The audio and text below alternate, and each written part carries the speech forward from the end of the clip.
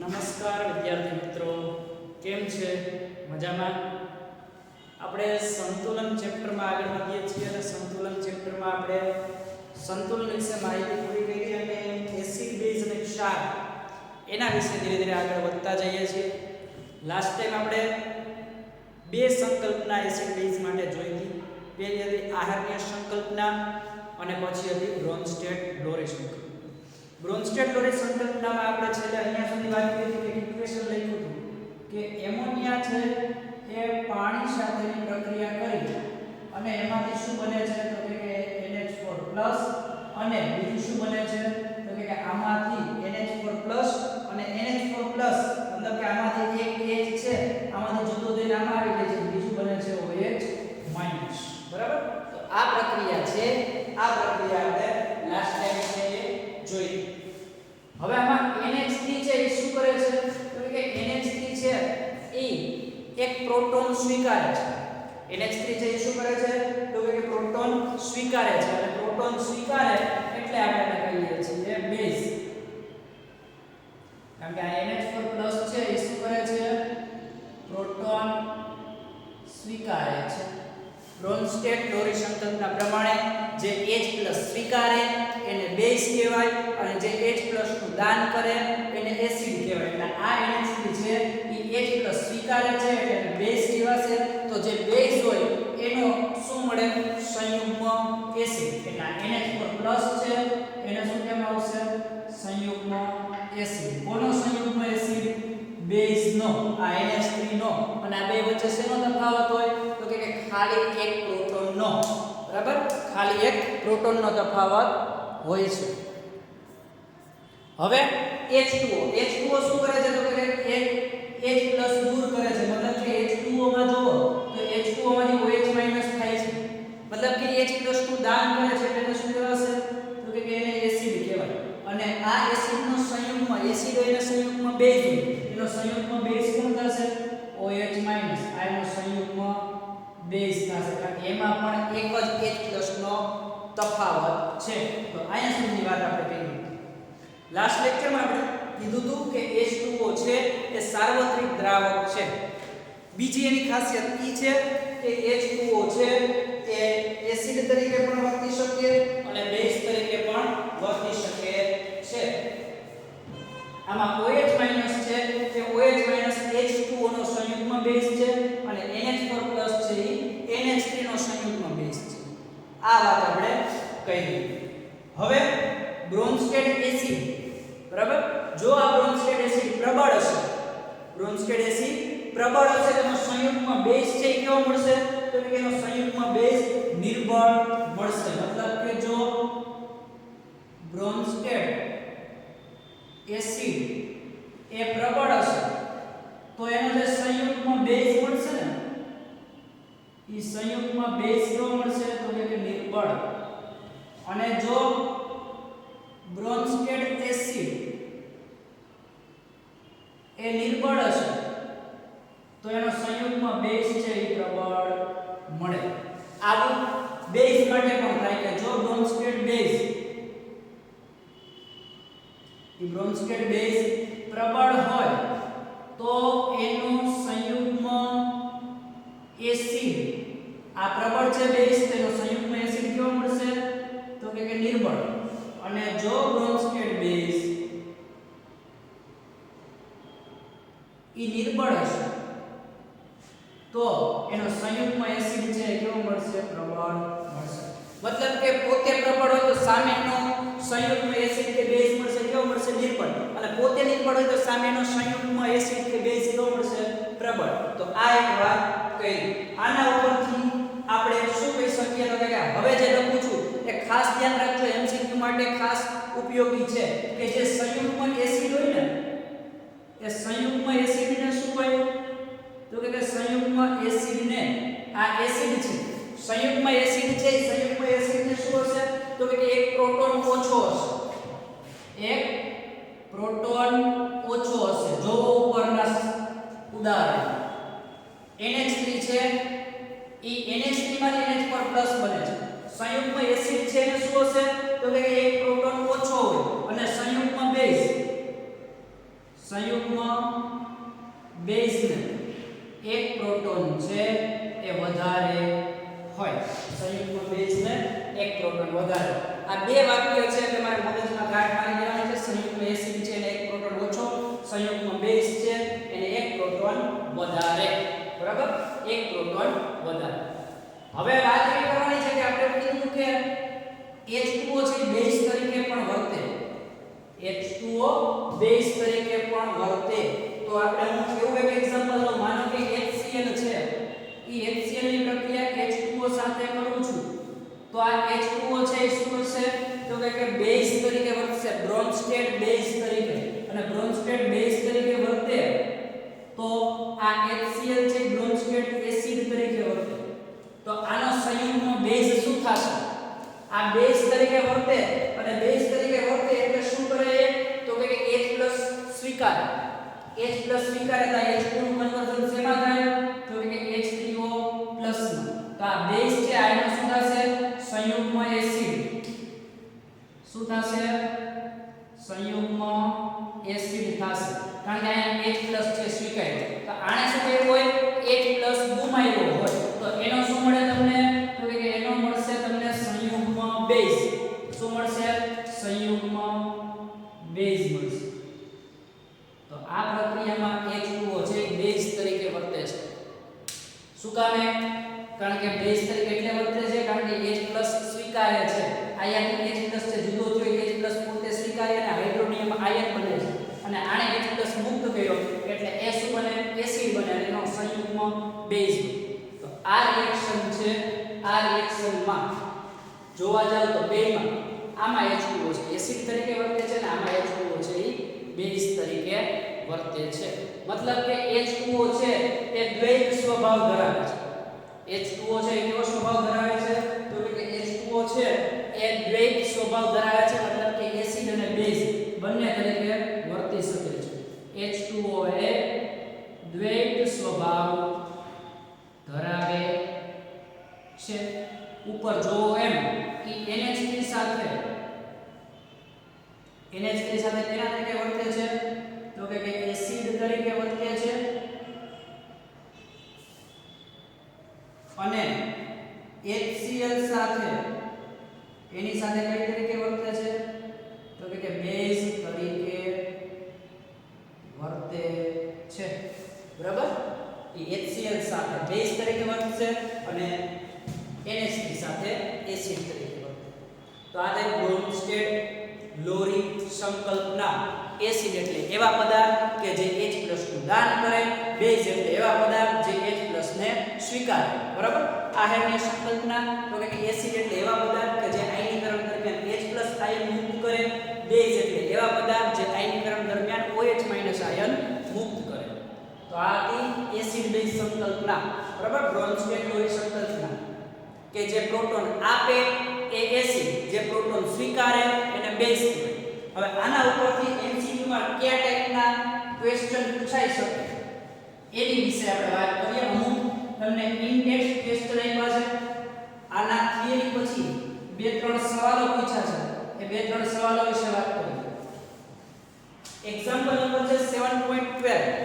બરાબર, તમારી ટેક્સ્ટ બુકમાં છે 7.12.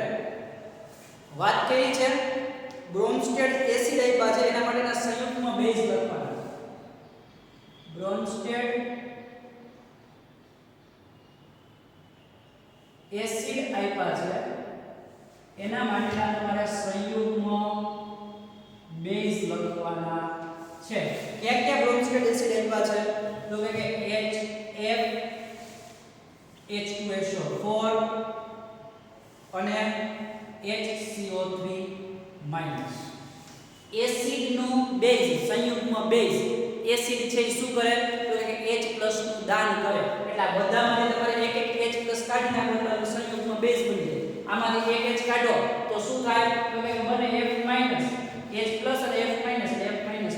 આમાંથી એક H કાઢો તો કે HSO4- એટલે આનો સંયુગ્મ બેઝ થઈ ગયો. આમાંથી એક H કાઢો તો CO3 ઉપર માઈનસ ચાર્જ હતો, હજી એક માઈનસ ચાર્જ આવે તો CO3 - 2. તો આના શું થઈ ગયા? સંયુગ્મ બેઝ થઈ ગયા. મતલબ કે બ્રોન્સ્ટેડ એસિડ માંથીનો સંયુગ્મ બેઝ લખવાનું કહે તો તમારે બધામાંથી શું કરવાનું? ખાલી એક પ્રોટોન છે એને દૂર કરી દો એટલે તમને શું મળી જશે? સંયુગ્મ બેઝ મળી જશે. આગળ એક્ઝામ્પલ આપ્યું છે કે બ્રોન્ઝેટ બેઝ આપ્યા છે, એના તમારે સંયુગ્મ એસિડ લખવાના છે. આગળનું એક્ઝામ્પલ છે કે 7.13 નંબર બ્રોન્ઝેટ બેઝ આપ્યા છે અને બ્રોન્ઝેટ બેઝના તમારે સંયુગ્મ એસિડ લખવાના છે. કેવા બ્રોન્ઝેટ બેઝ આપ્યા છે? NH2- અમોનિયા અને HCOO-. બેઝ છે એટલે H+ ને સ્વીકારશે. બેઝ છે H+ ને સ્વીકારે એટલે જે પણ તમને આપ્યું છે એમાં એક H ઉમેરી દો. આમાં એક H ઉમેરશો એટલે અમોનિયા થઈ જશે NH3. આમાં એક H+ ઉમેરશો એટલે પ્લસ ચાર્જ આવશે NH4+. આમાં એક H ઉમેરશો એટલે HCOO. તો આ એના થયા સંયુગ્મ એસિડ.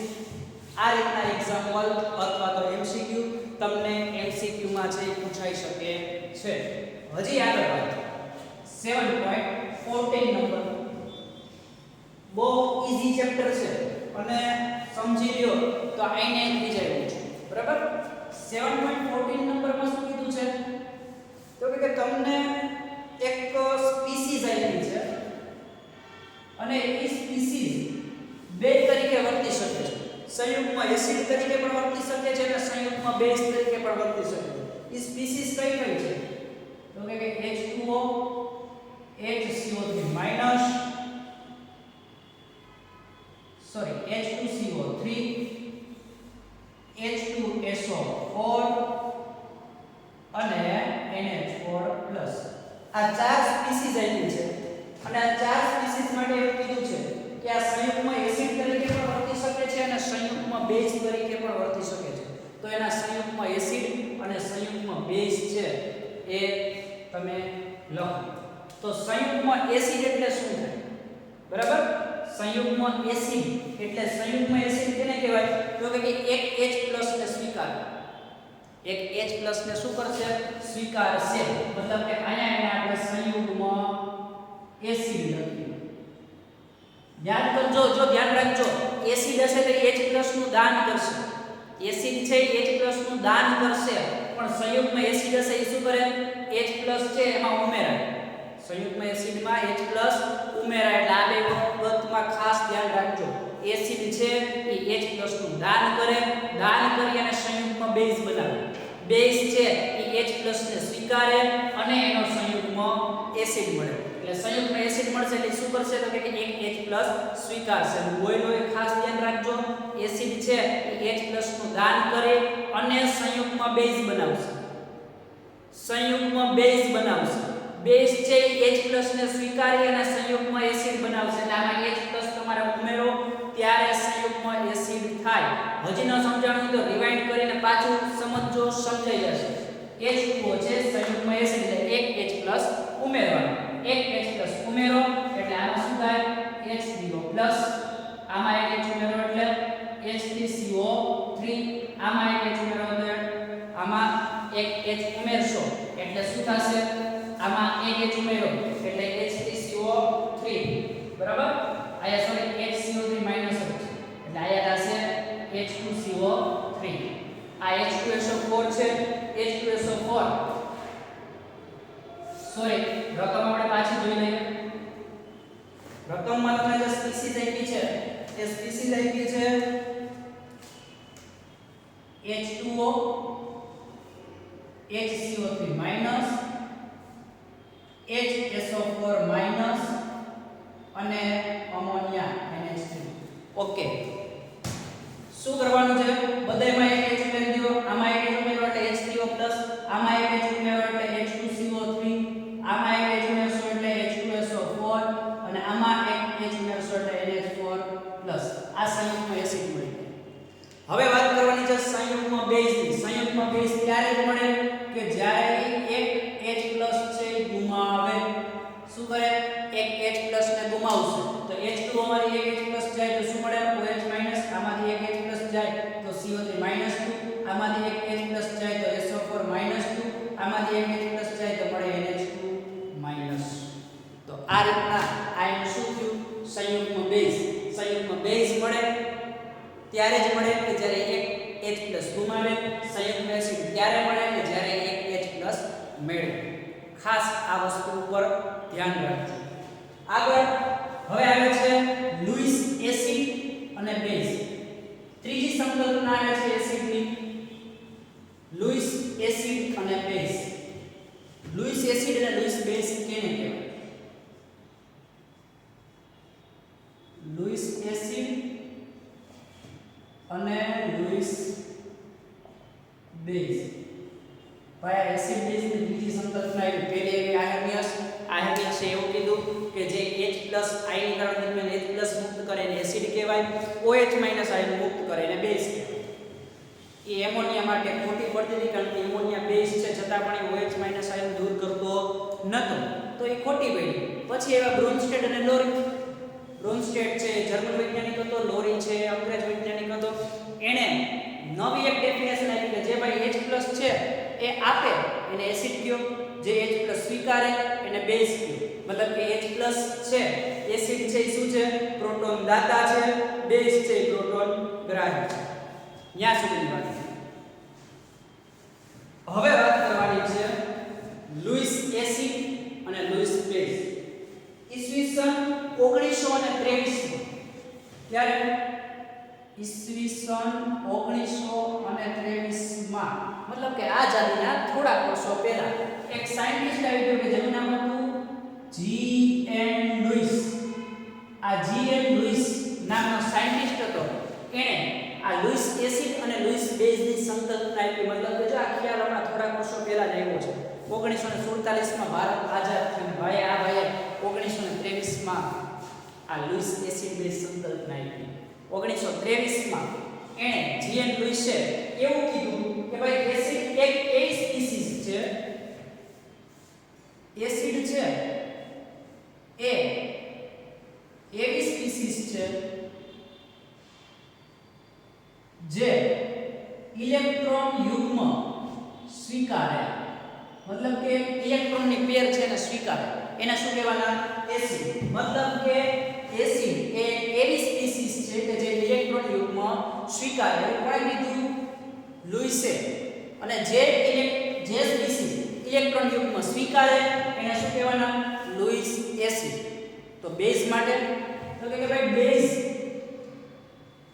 એ એવી સ્પીસીસ છે બેઝ એવી સ્પીસીસ છે જે ઇલેક્ટ્રોન યુગ્મ શું કરે ઇલેક્ટ્રોન યુગ્મનું દાન કરે ઇલેક્ટ્રોન યુગ્મનું દાન કરે તો લુઈસે ઘણા બધા સંયોજનોનો અભ્યાસ કરી અને એને માહિતી 1923 માં આપી G.N. લુઈસે કીધું કે ભાઈ એસિડ છે એ એક એવી સ્પીસીસ છે કે જે ઇલેક્ટ્રોન યુગ્મને સ્વીકારે છે બેઝ છે એક એવી સ્પીસીસ છે કે જે ઇલેક્ટ્રોન યુગ્મનું દાન કરે છે એટલે આગળ આયર્નિયસ એ ખોટો બ્રોન્સ્ટેડ લોરી એ ખોટો હવે આપણે જવાનું આના ઉપર બરાબર કે એસિડ એક એવી સ્પીસીસ છે કે જે ઇલેક્ટ્રોન યુગ્મ સ્વીકારે બેઝ એ એક એવી સ્પીસીસ છે કે જે ઇલેક્ટ્રોન યુગ્મનું દાન કરે તો આને ધ્યાનમાં રાખી અને આપણે વાત કરીએ તો લુઈસ એસિડ છે એ લુઈસ એસિડમાં ઘણા બધા એવા એસિડ છે કે જે પ્રોટોન ધરાવતા નથી લુઈસ એસિડમાં ઘણા બધા એવા પ્રોટોન છે ઘણા બધા એવા એસિડ છે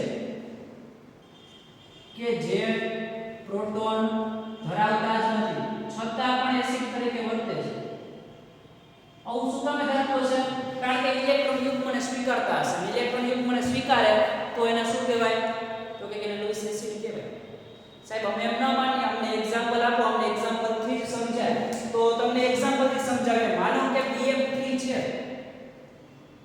આ છે ને લુઈસ એસિડ છે શું છે લુઈસ એસિડ આની પ્રક્રિયા તમે જ્યારે અમોનિયા સાથે કરો છો તો એમોનિયા છે એ લુઈસ બેઝ તરીકે વર્તે છે અને આમાંથી જે સંયોજન બને છે ને એવું બને છે BF3 આ બે લોન પેર આની પાસે બે લોન પેર હતા ઈ લોન પેર આની આની વચ્ચે રહેશે અને એ સંયોજન કંઈક આવું બનાવશે BF3 બે વચ્ચે લોન પેર અને એમોનિયા. સમજાય કેમ સાહેબ?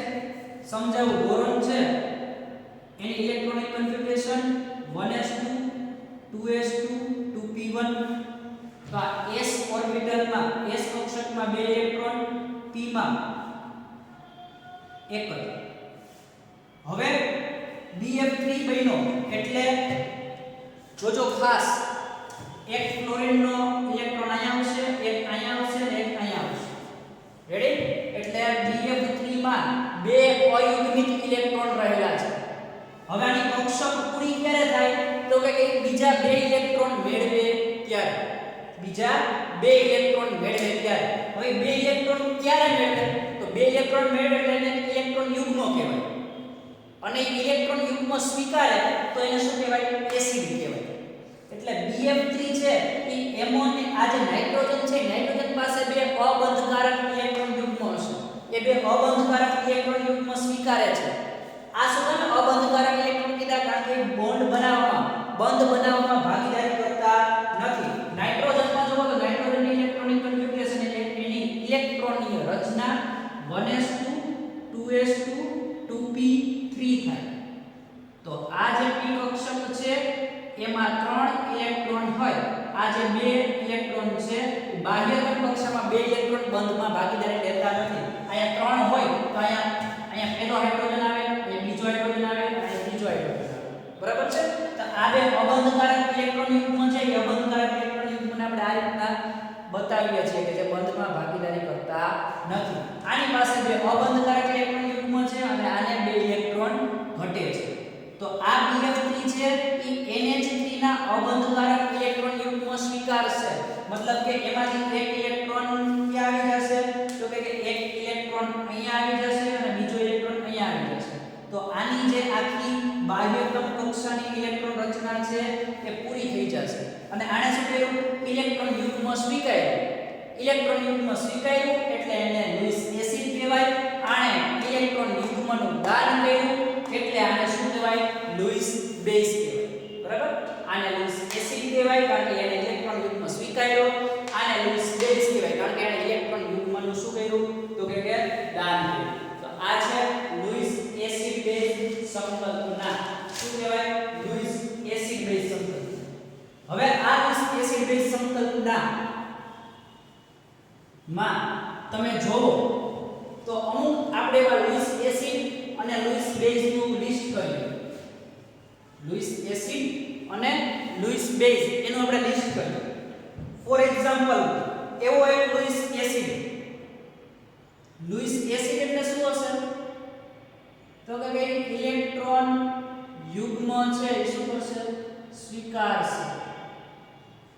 અને લૂઇસ બેઝ એટલે ભાઈ તો કે લૂઇસ બેઝ એટલે ઈ ઇલેક્ટ્રોન યુગ્મનું દાન કરે. લૂઇસ બેઝ શું કરે? ઇલેક્ટ્રોન યુગ્મનું દાન કરે. તો એવા લૂઇસ એસિડ છે એ ક્યાં ક્યાં છે? તો કે ઉદાહરણ તરીકે એલ્યુમિનિયમ ટ્રાઇક્લોરાઇડ AlCl3 છે ઇલેક્ટ્રોન યુગ્મ સ્વીકારશે. પછી કોબાલ્ટ +3 Mg+2 આવા બધા સ્પીસીસ છે એ ઇલેક્ટ્રોન યુગ્મ સ્વીકારશે સામેવાળા પાસેથી. એટલે એને ઇલેક્ટ્રોન યુગ્મ સ્વીકારશે એટલે એને લૂઇસ એસિડ કહેવાશે. સામે લૂઇસ બેઝ તો એ શું કરે? તો કે ઇલેક્ટ્રોન યુગ્મનું દાન કરે. એવા ઉદાહરણ ક્યાં? તો કે ફોર એક્ઝામ્પલ H2O પાસે બે નોન પેર ઓફ ઇલેક્ટ્રોન હોય. મતલબ કે ચાર અબંધકારક ઇલેક્ટ્રોન હોય અથવા તો બે અબંધકારક ઇલેક્ટ્રોન યુગ્મ. એટલે એ શું કરશે? તો કે ઇલેક્ટ્રોન યુગ્મનું દાન કરશે. પછી અમોનિયા. તો અમોનિયા પાસે એક અબંધકારક ઇલેક્ટ્રોન યુગ્મ અથવા તો બે અબંધકારક ઇલેક્ટ્રોન.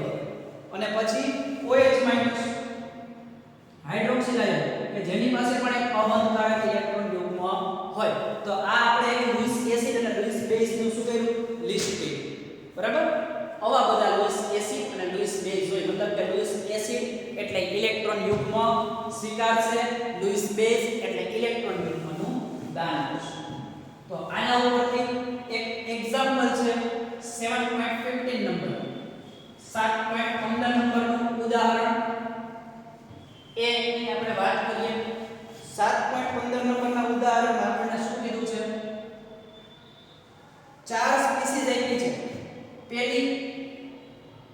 OH માઈનસ બીજી F માઈનસ ત્રીજું H પ્લસ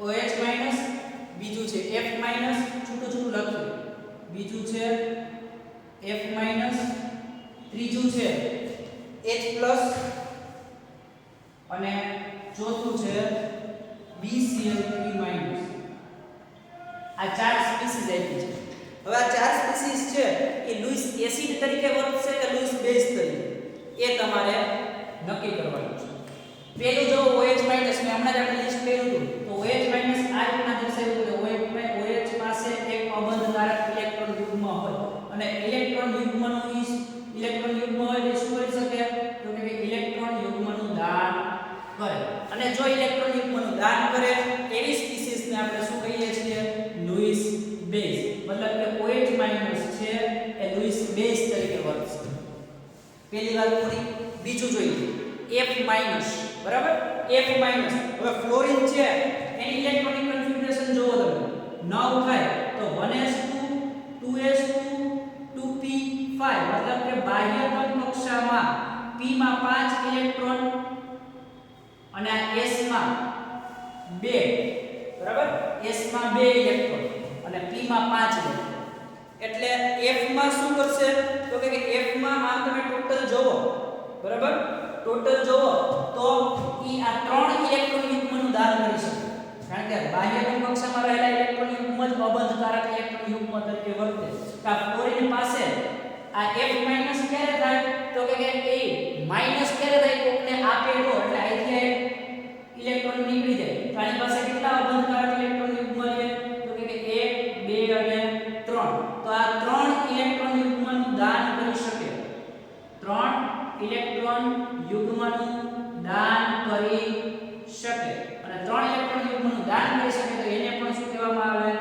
લुईस બેઝ આને પણ આપણે શું કહી શકીએ લुईस બેઝ મતલબ કે આ બે છે એ શું છે તો કે ઇલેક્ટ્રોન યુગ્મનું દાન કરે છે અને ઇલેક્ટ્રોન યુગ્મનું દાન કરે એટલે એને આપણે લुईस બેઝ કહીએ છીએ વાત કરીએ હવે H+ ની H+ છે ઈ શું કરે તો કે એવા OH- અથવા તો F- પાસેથી ઇલેક્ટ્રોન યુગ્મ સ્વીકારશે H- આ F- અથવા તો OH- જેવા સ્પીસીસ પાસેથી ઇલેક્ટ્રોન યુગ્મ સ્વીકારશે અને ઇલેક્ટ્રોન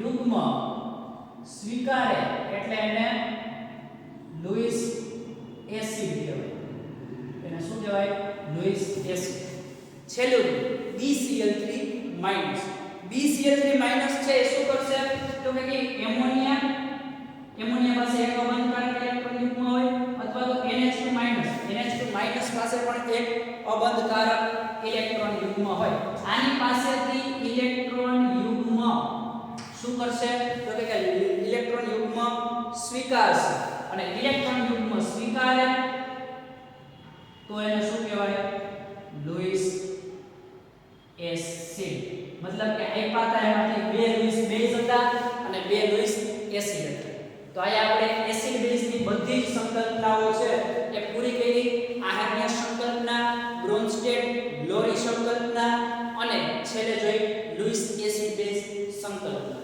નેક્સ્ટ લેક્ચરમાં આપણે એસિડ અને બેઝના આયનીકરણ વિશે વાત કરશું આજે અહીંયા સુધી રાખીએ છીએ જેટલું પણ કરાવ્યું એટલું એકવાર સારી રીતે રિવિઝન કરી જાજો નેક્સ્ટ લેક્ચરમાં મળીએ ત્યાં સુધી બધાને મહાદેવ હર જય ભગવાન